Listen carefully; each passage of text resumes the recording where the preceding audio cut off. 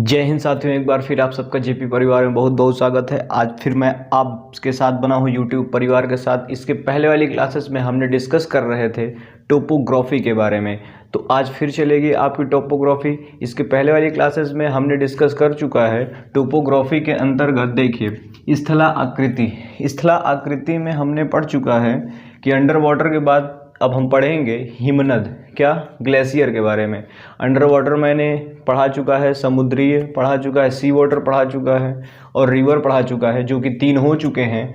आज होगा चौथा, क्या होगा? 4th नंबर का होगा, उसका नाम है हिमनद द्वारा निर्मित स्थला आकृति। हिमनद द्वारा निर्मित स्थला आकृति आज पढ़ेंगे। पहले हम बात कर लेते हैं पिछली क्लास के क्वेश्चन के बारे में। तो पिछली क्लास के क्वेश्चन क्या कहते हैं? क्वेश्चन बच्चों का क्या पूछा गया था कि जो चूना पत्थर की मिट्टियाँ होती हैं, क्या होती हैं? चूने पत्थर की मिट्टियाँ होती हैं, जब वो धंसती हैं, क्या होती हैं? जब वो धंसती हैं तो उसे क्या कहते हैं? देखिए तो बच्चा लोगों, जब चूने पत्थर की मिट्टियाँ जो बनती हैं, चूने पत्थर होते हैं, जब वो मिट्टियाँ धंसती हैं, क्या हैं? धंसना शुरू होती हैं, तो उसे हम कहते हैं पोल्जे। क्या कहते हैं? पोल्जे, पोल्जे। ठीक, पहले वाली क्लास में मैंने डिस्कस किया है पोल्जे, क्या कहते हैं? पोल्जे। ठीक, और जहाँ पर इकट्ठा होती हैं, क्या होती हैं? धंसने के बाद जिस जगह पर इकट्ठा होती हैं वहाँ पर उसे कहते हैं टेरा रोसा। क्या कहते हैं? टेरा रोसा। ठीक, क्या कहते हैं भैया? टेरा रोसा। धंसते समय उसको कहते हैं पोल्जे, और जहाँ पर इकट्ठा होती हैं उसे कहते हैं टेरा रोसा। ठीक, एक बच्चे का क्वेश्चन ये था कि यह मिट्टी किस चीज़ के लिए ज़्यादातर अधिकतर उपजाऊ होगी? देखिए भैया, कॉफ़ी। किसके लिए? कॉफ़ी के लिए ये मिट्टी चूना पत्थर की मिट्टी अधिकतर उपजाऊ होगी। क्या होगी? चूना पत्थर की मिट्टी अधिकतर उपजाऊ होगी। ठीक, चलिए अब बात करते हैं, यहाँ तक क्वेश्चन हो गया आपका। नेक्स्ट अब हम बात करते हैं नेक्स्ट टॉपिक के बारे में, जो कि है हिमनद द्वारा निर्मित स्थला आकृति।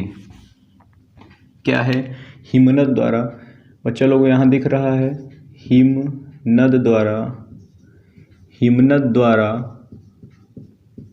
निर्मित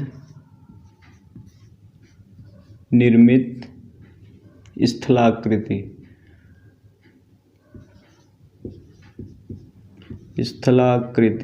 ठीक, हिमनद ग्लेशियर द्वारा निर्मित स्थला आकृति। क्या? हिमनद द्वारा निर्मित स्थला आकृति दिख रहा है यहाँ पर।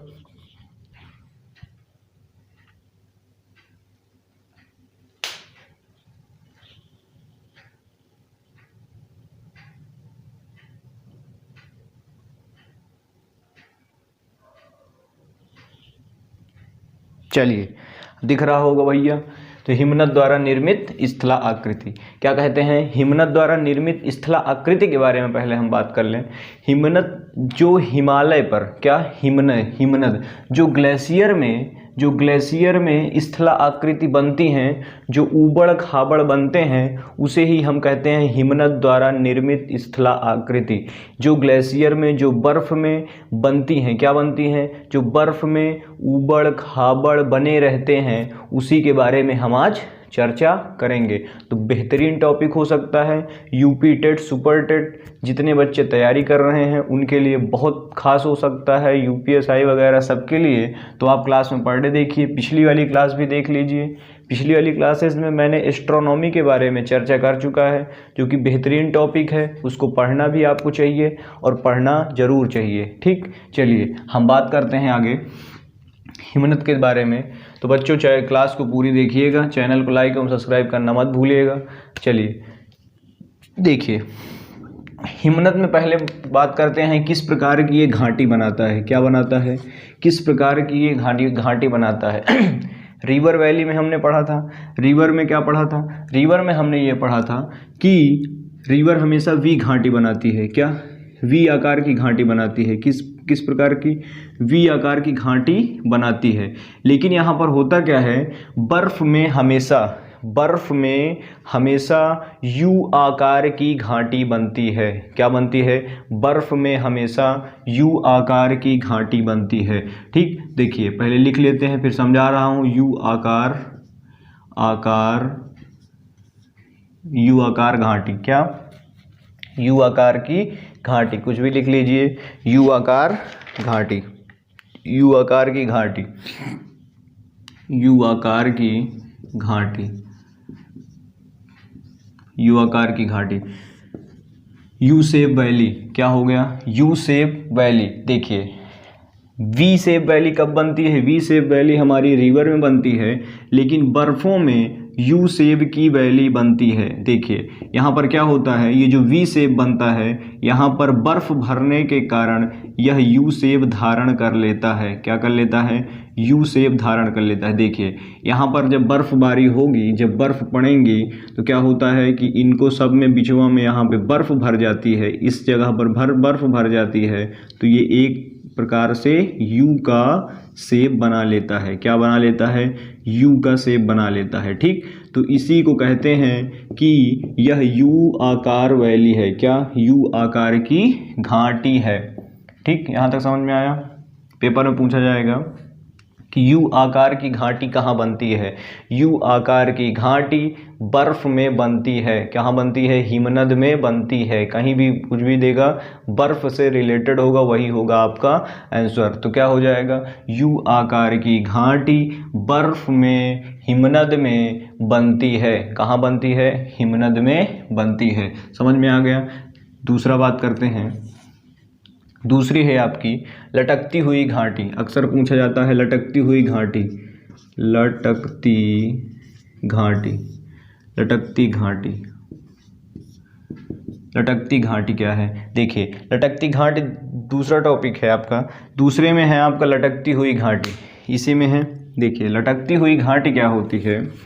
कोई बड़ा सा ग्लेशियर, कोई बड़े से ग्लेशियर के पास कोई छोटा ग्लेशियर आ करके लटकता हुआ प्रतीत हो। क्या हो? लटकता हुआ प्रतीत हो, तो उसे कहते हैं लटकती हुई घाटी। देखिए ये बड़ा कोई ग्लेशियर है। क्या है? ये कोई बड़ा ग्लेशियर है। आपको कोई ये बड़ा सा हिमनद है। ठीक, कोई ये बड़ा सा हिमनद है और यहाँ पर क्या हुआ, ये बड़े हिमनद के पास कोई एक छोटा सा हिमनद आ गया। क्या आ गया? छोटा सा ये हिमनद आ गया। तो ये क्या होता है? इस प्रकार से यह लटकता हुआ प्रतीत होता है। क्या है? लटकता हुई कोई बड़े से हिमनद के पास, कोई बड़ा हिमनद के पास छोटा हिमनद लटकता हुआ दिखाई पड़े, तो उसे हम कहते हैं लटकती हुई घाटी। क्या कहते हैं? ये आपका छोटा वाला हिमनद है, छोटा हिमनद, छोटा बड़ा, ठीक, छोटा और बड़ा। ठीक, ये छोटा वाला हिमनद है और ये बड़ा वाला हिमनद है। तो छोटे वाले हिमनद जो होगा वो लटकता हुआ प्रतीक होगा। क्या? लटकता हुआ दिखाई पड़ेगा, जो कि इस प्रकार से बना रहेगा। क्या? जो कि इस प्रकार से बना रहेगा। क्या कहते हैं उसे? लटकता हुआ, लटकती हुई घाटी। क्या कह देंगे? लटकती हुई घाटी कहते हैं। क्या कहते हैं? लटकती हुई घाटी कहते हैं। यहाँ देखिए छोटा हिमनद है, ये लटक रहा है। कहाँ लटकता हुआ दिखाई दे रहा है ना आपको? ये देखिए लटकता हुआ दिख रहा है, ये लटकता हुआ समझ में आ रहा है। ठीक, और ये बड़े ग्लेशियर में ये छोटा हिमनद लटकता हुआ दिख रहा है, जिसे हम कहते हैं लटकती हुई घाटी। तीसरी बात करते हैं, यहाँ तक समझ में आ गया होगा। तीसरी बात करते हैं नूनाटन के बारे में। नूनाटन क्या होता है? एक एक की चर्चा करते चल रहे हैं। नूनाटन, क्या?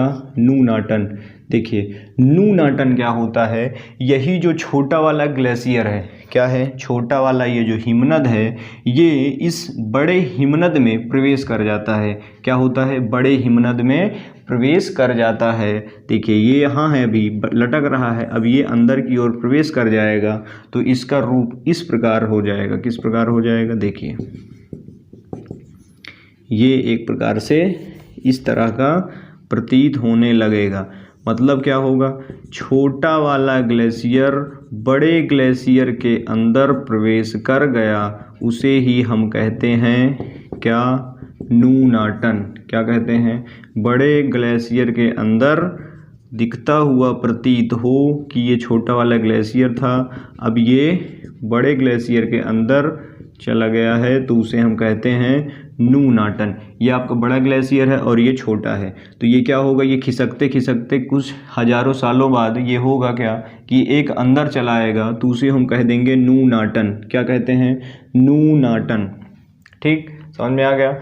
बड़े ग्लेशियर के अंदर छोटा ग्लेशियर प्रवेश कर जाए उसी को कहते हैं नूनाटन। क्या कहते हैं, नूनाटन। बड़े ग्लेशियर के अंदर, बड़ा हिमनद के अंदर छोटा हिमनद प्रवेश कर जाए, अंदर चला आए और इसके दबाव में हो जाए, तो उसे कहते हैं नूनाटन। ठीक, क्या कह देते हैं, नूनाटन। अब देखिए आगे बात करते हैं। चौथा है आपका सर्क। सर्क है, सर्क हो गया। फिर एरिटी है, एरिटी एक एक के बारे में बात कर रहे हैं। एरिटी, एरिटी सिक्स देखिए। फिर है गिरिश्रंग, गिरिश्रंग, गिरिश्रंग। ठीक, गिरिश्रंग। सेवेंथ नंबर है आपका काल, काल। ठीक, तो सब के बारे में एक एक करके हम डिस्कस कर रहे हैं। तो यहाँ तक जान लिए हैं कि नूनाटन क्या होता है। अब देखिए सर्क क्या होते हैं। सर्क, ठीक, जब कोई छोटा ग्लेशियर बड़े ग्लेशियर के लटकता हुआ प्रतीत हो या दिखाई पड़े, तो उसे हम लटकती हुई घाटी कहते हैं। और जब बड़े ग्लेशियर के अंदर छोटा ग्लेशियर प्रवेश कर जाए, तो उसे क्या कहते हैं, नूनाटन। क्या कहेंगे, नूनाटन। ठीक, चलिए सर्क के बारे में बात करते हैं। सर्क है, देखिए ये कोई बड़ा सा बर्फ़ है। क्या है, कोई बड़ा सा ये बर्फ़ है। ठीक, क्या है भैया, बर्फ़ है। ठीक, ये मान लीजिए कोई बर्फ़ है, बर्फीला है। क्या है, बर्फ़ है। क्या होता है, किसी एक छिद्र को, क्या है, इसमें लगातार हुए सर्क को क्या कहते हैं। देखिए बर्फ़ में गड्ढा हो जाता है, कहीं कहीं आप देखेंगे कि बर्फ़ों में गड्ढा बना रहता है। क्या होता है, देखेंगे कि बर्फ़ों में कहीं कहीं गड्ढे बने होते हैं, तो उसे हम सर्क कहते हैं। क्या कहते हैं, सर्क। देखिए इस गड्ढे को, कोई एक गड्ढा, कोई एक बने हुए गड्ढे को सर्क कहते हैं। क्या कह देंगे, कोई एक बने हुए गड्ढे को सर्क कहते हैं। यहाँ तक समझ में आया। बर्फ़ों में बने हुए गड्ढे को सर्क कहते हैं। क्या कहते हैं, बर्फ़ में बने हुए गड्ढे को सर्क कहते हैं। पहले तो एक गड्ढा होगा तब वो सर्क होगा, एक से अधिक होगा, एक से अधिक बने हुए गड्ढों के बीच के उठे हुए भाग को एरिटी कहते हैं। क्या कहते हैं, तमाम दो से एक के बाद दो से एक दो सर्कों के बीच में बने हुए उठे हुए भाग को एरिटी कहते हैं। इसे कह दिए हम सर्क। क्या कहते हैं, सर्क। देखिए अब ये दो सर्कों के बीच में क्या है, उठा हुआ भाग है। दो सर्कों के बीच में उठे हुए भाग को एरिटी कहते हैं। क्या कहते हैं, दो सर्कों के मध्य में उठे हुए भाग को एरिटी कहते हैं। इस जगह को क्या कहेंगे, इस जगह को, ये जो जगह है इसे कहेंगे एरिटी। क्या कहेंगे, बचे हुए पार्ट। देखिए इसको मिटाए दे रहा हूँ, ये गड्ढा हो चुका है यहाँ पर। देखिए अब सही समझ में आ जाएगा। देखिए बर्फ़ में बने हुए दो सर्कों के मध्य में उठे हुए भाग को एरिटी कहते हैं। क्या कहते हैं, एरिटी। ठीक, यहाँ तक समझ में आया। ये जो उठा हुआ पोर्शन है, इसी को हम क्या कहते हैं, एरिटी। क्या कहते हैं, बर्फ़ों में या हिमनद में बने हुए, क्या, बर्फ़ों में बने हुए दो सर्कों के मध्य में उठे हुए भाग को एरिटी कहते हैं। ये अक्सर पूछे जाते हैं। ठीक, नेक्स्ट बात करते हैं कि हो गई एरिटी। गिरिशृंग क्या होता है? गिरिशृंग देखिए, तो गिरिशृंग में क्या होता है, दो से अधिक सड़कों के, दो से अधिक बने हुए सड़कों को गिरिशृंग कहते हैं। एक किसी लीनियर पेयर में होगा, क्या होगा, दो से अधिक बने हुए, दो से अधिक लाइन से, कुछ भी लिख लीजिए, दो से अधिक लाइन से बने हुए सड़कों को गिरिशृंग कहते हैं। क्या कहते हैं? गिरिशृंग कहते हैं।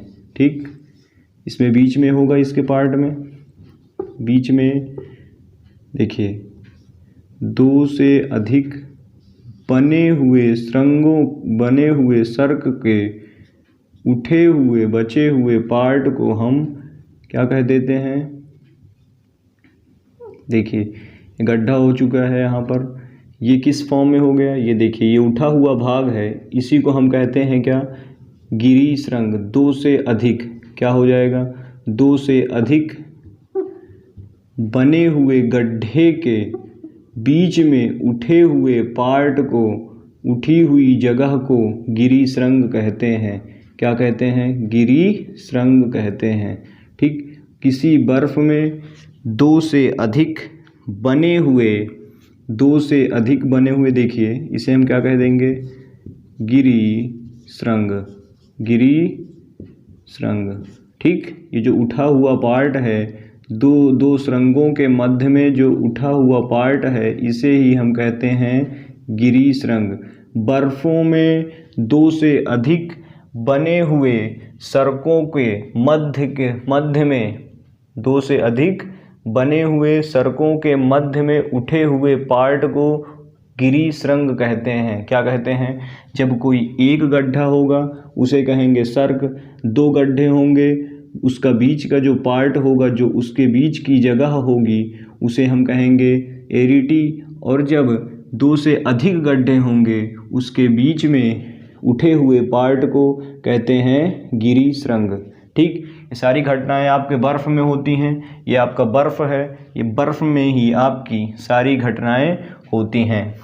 ठीक, यहाँ तक समझ में आया गिरिशृंग क्या होता है? चलिए अब बात करते हैं काल की। काल, भूतकाल, भविष्यकाल, फ्यूचर काल नहीं है ये। ठीक, काल है, इसमें होता क्या है? काल में कोई बर्फ में छेद हो जाए, क्या हो जाए? कोई हिमालय में, कोई हिमनद में छेद हो जाए, क्या हो जाए? छेद तरह प्रतीत हो, एक प्रकार से गुफा तरह बनी हुई प्रतीत हो, तो उसे काल कहते हैं। भारत का सबसे महत्वपूर्ण काल कौन सा है? इंदिरा काल। क्या कहते हैं? इंदिरा काल, जो कि जम्मू कश्मीर में मौजूद है। कहाँ है? जम्मू कश्मीर में मौजूद है। भारत का सबसे महत्वपूर्ण काल कौन सा है? इंदिरा काल, जो कि कहाँ मौजूद है? कश्मीर में, जम्मू एंड कश्मीर में मौजूद है। देखिए बर्फ में बने हुए छेद को, यहाँ देखिए, ये देखिए एक गुफा टाइप में बन जाता है, समझ लीजिए। देखेंगे कि बर्फ़ों में गुफा बनी रहती है, वो चीज़ जिसे हम बर्फ़ में इस पार से उस पार जा सकें, इस पार से उस पार देख सकें, उसी को हम काल कहते हैं। ये घटना कहाँ होनी चाहिए? बर्फ़ में होनी चाहिए, बर्फ़ में बना रहना चाहिए, ये घटना बर्फ़ में होनी चाहिए और इस पार से उस पार दिखाई पड़े, एक प्रकार से गुफा टाइप में होता है ये। तो इसे ये कहाँ होता है? हिमनद में, बर्फ़ों में, तो उसे हम क्या कहते हैं? काल। क्या कहेंगे? काल। सबसे महत्वपूर्ण भारत का काल कौन सा है? कौन सा है भैया? इंदिरा काल। इंदिरा काल, तो इसे हम क्या कह दिए? काल। काल, भूतकाल, भविष्यकाल, फ्यूचर काल नहीं है ये। ठीक, तो क्या है ये? काल। ठीक, इसे कह देते हैं काल। ठीक, तो बर्फ में, इस बर्फों में बने हुए छिद्र को कोई हिमनद है, उसमें बने हुए छिद्र को एक प्रकार से कि वह बड़ा सा छिद्र होगा, जो कि वो क्या होगा? उसमें हम इस पार से उस पार देख भी सकते हैं और इस पार से उस पार जा भी सकते हैं। एक प्रकार से ये गुफा टाइप का होता है। ये घटना कहाँ होती है? बर्फ़ों में होती है, तो उसी को हम कहते हैं काल। क्या कहते हैं? काल। ठीक। सबसे बड़ा सबसे महत्वपूर्ण काल कौन सा है भारत का? इंदिरा कॉल, इंदिरा कॉल, ठीक। यहाँ तक समझ में आया। अब नेक्स्ट है आपका ही मोड़, ही मोड़, ये समझ में आना चाहिए। देखिए 8th नंबर आपको क्या कहता है? ही मोड़, ही मोड़, ही मोड़, ही मोड़, ही मोड़ भी इसका नाम है। इसका नाम एक और है, ही मोड़ राम मोटाने, क्या है? रास मोटाने। तो भैया ही मोड़ रास मोटाने, देखिए इसका 2-3 नाम है। ही मोड़ क्या होता है इसके बारे में हम डिस्कस कर रहे हैं। चलिए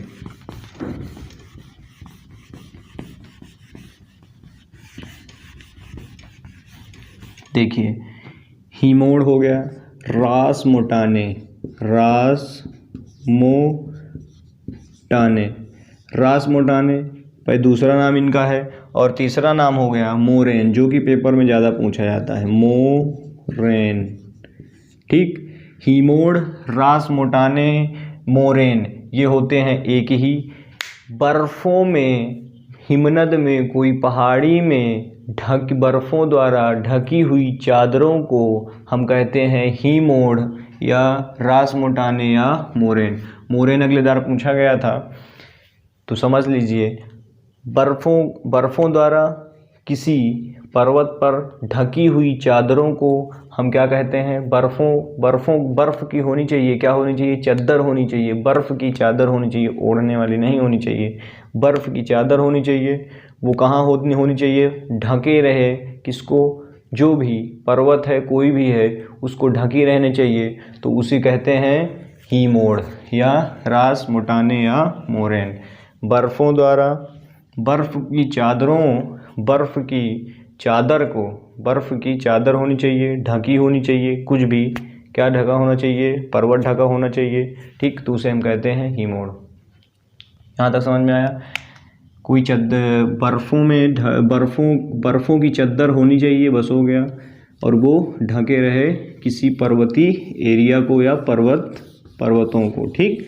देखेंगे आप कि पिक्चर में क्या करते हैं लोग, उसमें देखेंगे कि बहुत साफ़ सुथरा सफ़ेदी समझ में आएगी। क्या होती है? साफ़ सुथरा सफ़ेदी। आप कुछ पहाड़ में जाएंगे, चढ़ेंगे, जम्मू कश्मीर आप जाइए तो आपको दिखेगा कि पहाड़ों में एकदम चद्दर की तरह क्या होती है? बर्फ़ पड़ी होती है। क्या होती है? उसको पूरा ढके होती है। क्या होती है? ढके होती है। तो उसी को हम कहते हैं ही मोड़। क्या कहते हैं? ही मोड़। यहाँ तक समझ में आया? अब नेक्स्ट बात करते हैं। नेक्स्ट है ड्रमलीन,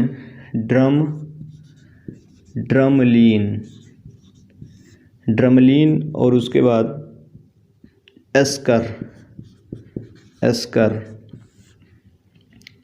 ये 2 टॉपिक हैं आपके। ड्रमलीन क्या होता है? बर्फ़ जब खिसकते कोई रिवर के पास, कोई नदी के पास आ जाए, देखिए कोई ये नदी है, क्या है भैया? कोई ये बर्फ़ों द्वारा ढका हुआ कोई पहाड़ है और ये आपकी नदी है। क्या है? ये आपकी नदी है। यहाँ पर पानी भरे हुए हैं, पानी चल रहा है यहाँ पर, ठीक। देखिए अब ये ढका हुआ है पूरा पहाड़ बर्फ़ों से, क्या है? ढका हुआ है। अब यहाँ पर क्या होता है? कोई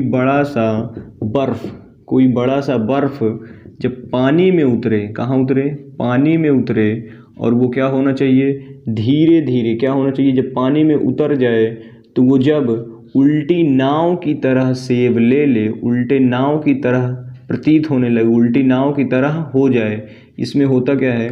पानी नीचे धीरे धीरे करके इस प्रकार से, देखिए इस प्रकार से होता है, ये चौकोर होता है, जो कि होता क्या है? पानी धीरे धीरे इसे नीचे से काटना शुरू कर देता है, तो ये क्या होता है? एक उल्टी नाव की तरह बन जाता है। तो उसी को हम कहते हैं ड्रमलीन। क्या कहते हैं? ड्रमलीन। देखिए ये उल्टी नाव की तरह बने हुए बर्फ़ को हम ड्रमलीन कहते हैं। क्या कहते हैं? उल्टी नाव की तरह बने हुए बर्फ़ को हम ड्रमलीन कहते हैं। क्या कहते हैं? ड्रमलीन। अब यही ड्रमलीन जब धीरे धीरे घुलते घुलते एक छोटे से छोटे छोटे टुकड़ों में हो जाएगा, इस प्रकार से ये धीरे धीरे, हमेशा तो इसी तरह तो रहेगा नहीं, पानी है खा जाएगा, ठीक, धीरे धीरे कम हो जाएगा। तो इसे क्या कहेंगे, ये जो, इसी को हम एस्कर कहते हैं। क्या कहते हैं, एस्कर।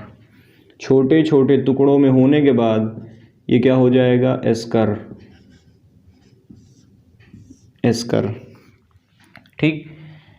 इसे आप एक्सपेरिमेंट घर में भी कर सकते हैं। धीरे से फिर ये क्या होगा कि पानी में मिल जाएगा और पानी में मिलने के बाद बह जाएगा। तो ठीक, पहले क्या बनते हैं, ड्रमलीन, ड्रमलीन के बाद एस्कर, फिर उसके बाद पानी बन के ये चला जाता है। कहाँ चला जाएगा, चला जाएगा जहाँ जाना होगा, ठीक। तो यहाँ तक हो गई ये एक्सपेरिमेंट आप घर में कर सकते हैं। कोई आप पानी लीजिए, उसको फ्रिज में बंद कर दीजिए, वो जब खूब बड़ा सा हो जाए, चौकोर टाइप का रहे, उसको आप कोई पानी में कोई डेग वगैरह में पानी भर करके उसमें छोड़ दीजिए। देखेंगे आप कि उसमें क्या होता है, बीच वाला पार्ट क्या होगा, बीच वाला ये जो चौकोर वाला पार्ट होगा, चौकोर वाले पार्ट को खाने से पहले ये इस फॉर्म में आएगा। किस फॉर्म में, इस फॉर्म में बन जाएगा।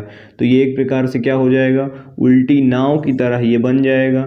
उल्टी नाव की तरह ये धीरे धीरे क्या होगा कि धीरे धीरे घुलते घुलते एक छोटे छोटे टुकड़ों में विभाजित हो जाएगा। छोटे छोटे टुकड़ों में क्या हो जाएगा, छोटे छोटे टुकड़ों में विभाजित हो जाएगा। इसको हम कह देंगे ड्रमलीन है, और इसको कह देंगे, जब छोटे छोटे टुकड़े हो जाएंगे, छोटे छोटे हो जाएंगे, तो उसी को कहते हैं एस्कर।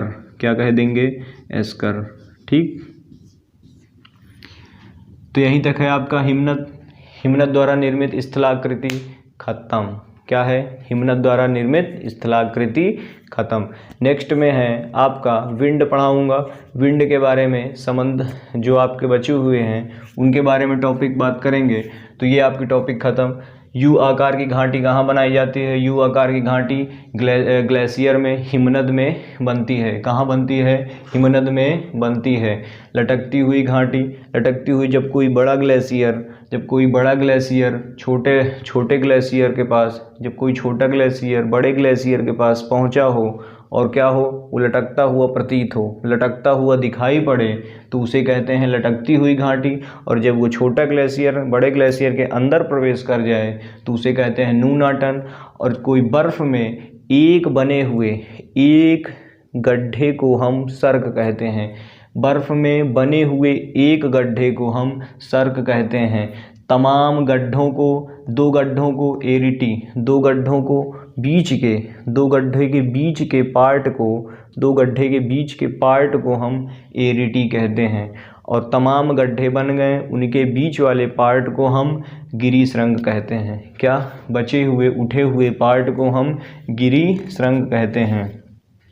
काल, काल क्या होगा, बने कोई ग्लेशियर में, कोई ग्लेशियर में गुफा बनी हो, क्या हो, गुफा बनी हो, इस पार से उस पार हमें दिखाई पड़ जाए तो उसी को कहते हैं हम काल। गुफा टाइप में होना चाहिए, दिखाई पड़ना चाहिए, उसी को हम आर पार दिखना चाहिए। क्या है, आर पार दिखना चाहिए, नहीं कि कहीं बंद हो तो आप उसको काल कह देंगे, बिल्कुल नहीं, आर पार दिखना चाहिए। गुफा टाइप में क्या होना चाहिए, गुफा टाइप में होगा ही वो, आर पार दिखे।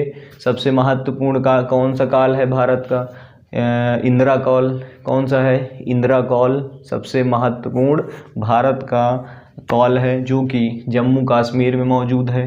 हीमोड़, बर्फ़ों द्वारा ढकी हुई, बर्फ़ों द्वारा ढकी हुई चादर को हम हीमोड़, रासमोटाने, मोरेन कहते हैं। क्या कहते हैं, बर्फ़ों द्वारा ढकी हुई चादर को हम रासमोटाने, हीमोर, मोरेन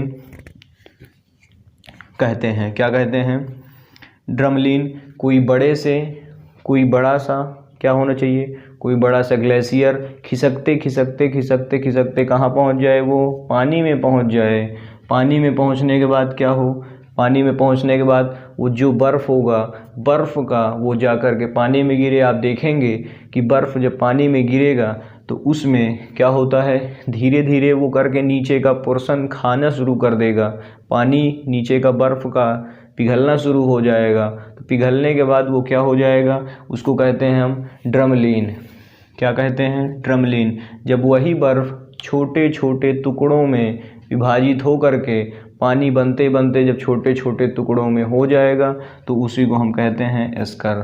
क्या कहते हैं, एस्कर। तो क्लास यहीं तक रखते हैं, नेक्स्ट क्लास में हम इससे भी बेहतर लेके आएंगे। ठीक, तो बने रहिए शानदार, ज़बरदस्त, जिंदाबाद। क्लास को लाइक एवं सब्सक्राइब करना मत भूलिएगा। नेक्स्ट क्लास नेक्स्ट दिन ज़रूर मिलेगी और बिल्कुल मिलेगी। ठीक, तो चैनल को लाइक एवं सब्सक्राइब करना मत भूलिएगा। टेलीग्राम की लिंक भी आपको प्राप्त हो रही है, नीचे आप जा करके टेलीग्राम लिंक पर जुड़ सकते हैं। ठीक, तो वहाँ पर भी आप जुड़िए, क्लास को सपोर्ट करिए, बिल्कुल सपोर्ट करिए। ठीक, तो क्लास यहीं तक रखते हैं। जय हिंद।